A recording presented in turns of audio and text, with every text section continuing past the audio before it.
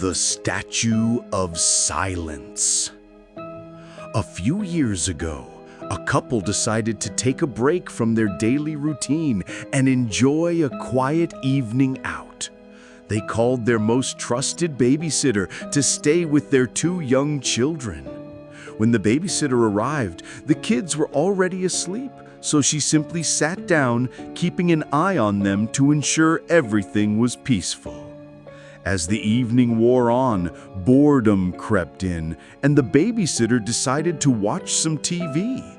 However, the living room didn't have cable, as the parents had purposely kept it out of the children's reach.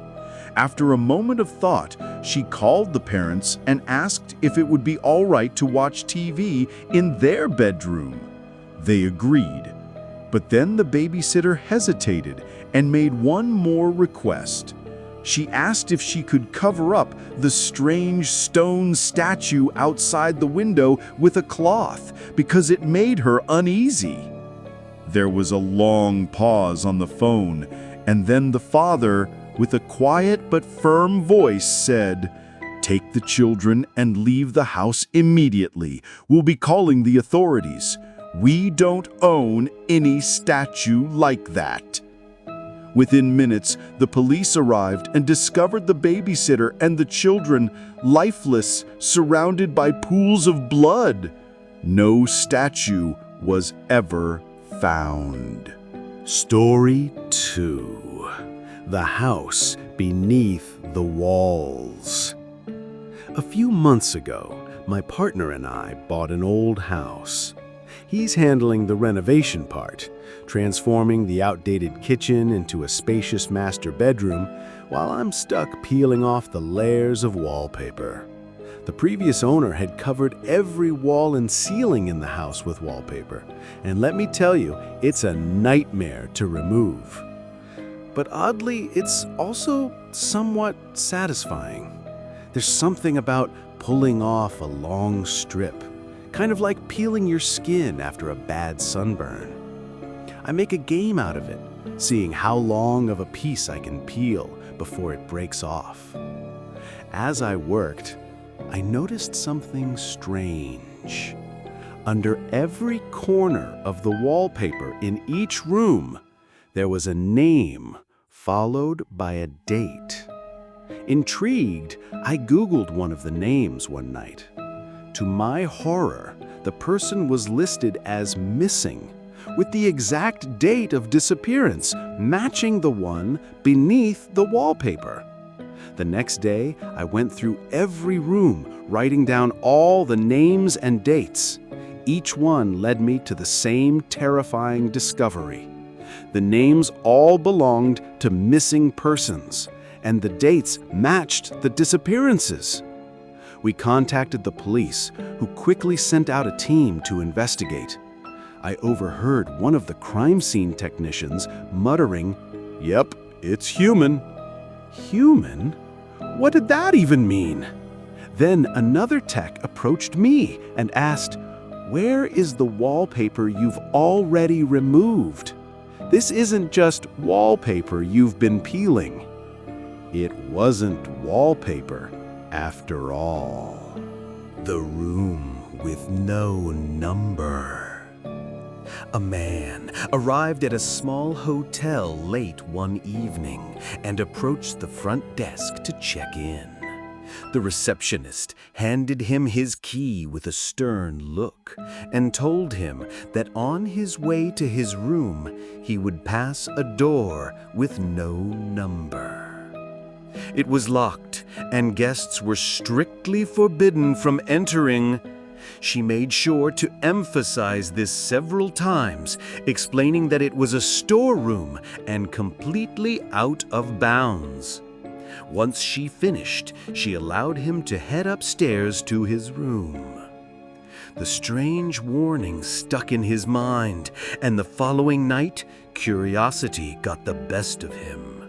He wandered down the hallway to the mysterious door and tried the handle.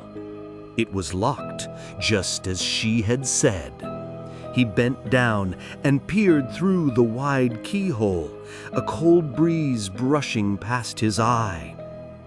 What he saw was another hotel room similar to his own, but in the corner stood a woman with ghostly pale skin. She was facing away from the door, her head pressed against the wall. He stared, trying to make sense of it. Who was she? A famous guest? The owner's daughter? He almost knocked on the door out of curiosity, but decided against it. As he continued to watch, the woman suddenly turned sharply, causing him to jump back, his heart racing. He hoped she hadn't noticed him spying. Feeling a rush of embarrassment, he quickly retreated down the hallway and returned to his room. The next evening, he found himself drawn back to the door once more. He peeked through the keyhole again, but this time, all he saw was a dense, unmoving red. It was impossible to make out any details. His mind raced. Had the people in that room known he was watching them and decided to block the view with something red? Feeling guilty, he hoped they hadn't complained to the receptionist about his actions. The next morning, he couldn't shake the mystery and decided to ask the woman at the front desk about the room. She sighed deeply, as if expecting the question. "Did you look through the keyhole?" she asked. The man nodded, and the woman continued.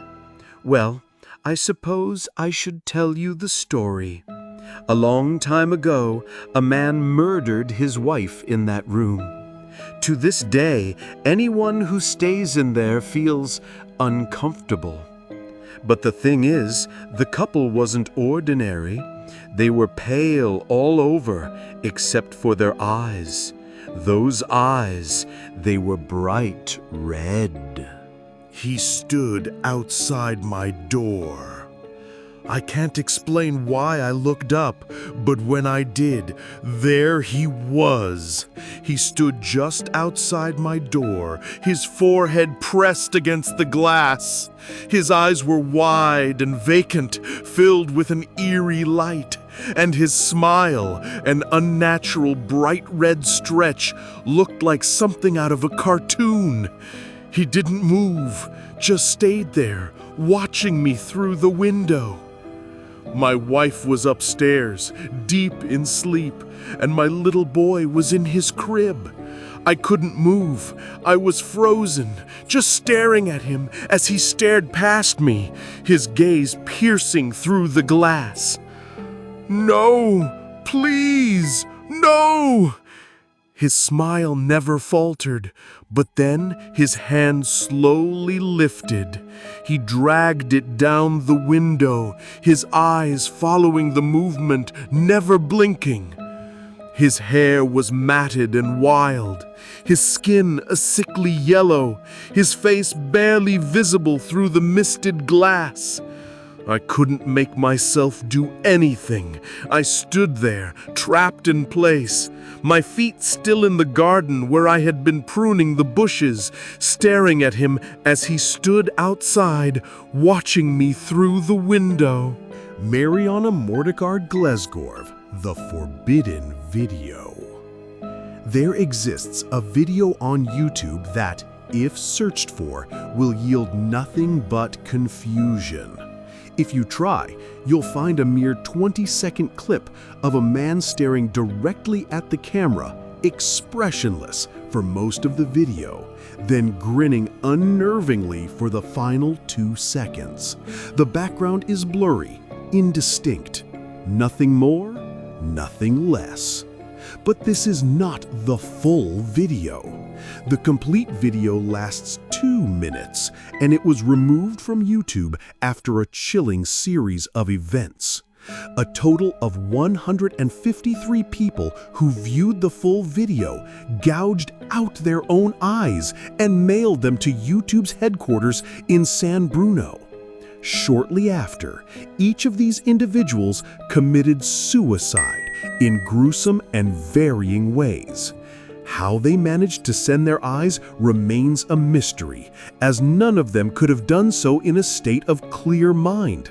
The strange inscriptions they carved into their forearms before their deaths have never been deciphered.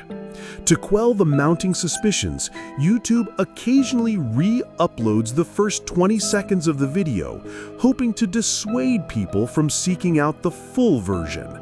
But the truth remains hidden. Only those brave or foolish enough to search for it are left with unanswered questions. The original video was only viewed by one YouTube employee. After just 45 seconds of watching it, he began screaming uncontrollably, and the video was swiftly turned off. The man has since been placed under constant sedation, unable to recall anything about what he saw. Others who were in the room at the time reported only hearing a high-pitched, unsettling, drilling sound during the viewing. None of them dared look at the screen themselves. The original uploader of the video was never traced. The IP address linked to the upload was non-existent. No one knows who the man in the video is or why he appears, but his image, frozen on that screen, continues to haunt those who know of it.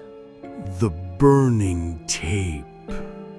In the summer of 1983, in a secluded town just outside of Kansas City, Missouri, the scorched body of a woman was discovered inside the stove of a small farmhouse. Alongside her remains, a video camera was found, positioned on a tripod facing the oven. Strangely, the camera contained no tape when it was discovered. At first, the authorities assumed the scene was a tragic homicide, but the investigation took a strange turn when an unmarked VHS tape was found several months later at the bottom of a well on the property, which had been dry for some time. Despite the tape's damaged condition and the lack of audio, investigators managed to play it. The footage showed a woman standing in front of a camera, which appeared to be the very same one found in the kitchen. She carefully set up the camera to capture both her and the stove, then turned on the oven, opened the door, crawled inside, and shut the door behind her. 8 minutes into the video, the oven began to shake violently, and thick black smoke started to billow out of it. For the remaining 45 minutes of the tape, the camera remained still, capturing only the surrounding darkness until the batteries eventually ran out. In order to avoid causing panic among the local community, the authorities chose not to release any details about the tape or even acknowledge that it had been discovered. They also couldn't figure out who had placed the tape in the well or why the woman in the video appeared to be a completely different size and build than the charred body found in the oven. The mystery remains unsolved, haunting everyone who dares to remember it. The Silent One. In the summer of 1982, a woman appeared at St. Joseph's Hospital in the small town of Maple Creek, wearing nothing but a white gown soaked in blood. At first glance, this might not seem too unusual, as people are often injured in accidents nearby and come for treatment. However, 2 things about this woman caused those who witnessed her to flee in horror. The first was that she didn't appear entirely human. She resembled something akin to a mannequin, perfectly smooth, flawless skin with no discernible blemishes or features, but her movements were fluid and natural, like that of a living person. Her face was eerily expressionless, almost lifeless, as if it were painted on. devoid of eyebrows and with makeup smeared unevenly. What truly horrified those who saw her was what she held in her mouth. A kitten, clutched so tightly that no teeth could be seen, the blood spurting from the small animal and splattering over her gown and the floor. She then casually pulled it from her mouth, threw it aside, and collapsed onto the floor. From the moment she entered the hospital to when she was restrained in a room for examination, she remained completely calm, expressionless, motionless, and indifferent to everything around her. The doctors tried to sedate her, but she did not respond in any way. Most of the staff felt a deep unease just by looking at her for more than a few moments. However, when they attempted to administer the sedative, her reaction was violent.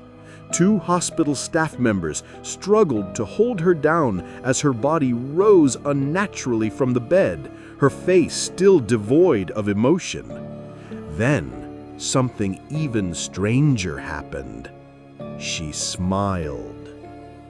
The female doctor standing over her screamed and recoiled in terror, for the woman's mouth was not filled with human teeth, but long, jagged, spiked fangs, too large for her mouth to close properly without causing immense damage.